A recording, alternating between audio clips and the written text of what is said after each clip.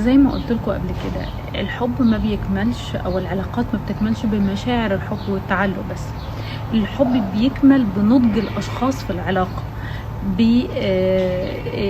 بسواءهم النفسي في العلاقه، في ان هو قد ايه يقدر يحتوي ويقدر يدي ويقدر يتفهم ويقدر ما يشوفش الدنيا بالنضاره السوداء او ما يشوفش الدنيا من خلال مشاكله الشخصيه.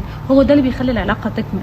لو انت عاوزه تطمني هو سابك عشان هو ما كانش بيحبني او ما حبنيش قبل كده، لا، هو ممكن يكون فعلا بيحبني وفعلا عنده مشاعر تجاهك، ممكن لحد اللحظات دي، بس هو ممكن يكون ضعيف، ما بيعرفش يواجه، ما بيعرفش يعمل حاجات عشانك، ما بيعرفش يقدم لك حاجات. دي طبيعة شخصيته.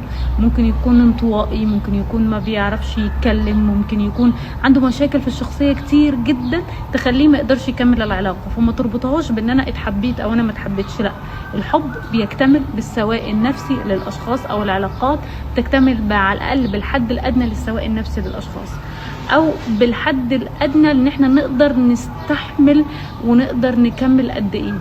في ناس بعتت لي قبل كده على الفيديو معانا كده ان كل الناس اللي مكملين اسويه، لا، ساعات في اضطرابات بتخدم بعض، زي الفيديوهات اللي انا مش بحبها، زي النرجسي اللي بيحب البوردر لاين. يعني البوردر لاين ده شخص بيبقى عنده اضطراب عاطفي، بيميل للتعلق، بيميل لاشخاص بتاذيه في العلاقه، والنرجسي بيستمتع ده، فالاثنين بتلاقوهم ماتش مع بعض.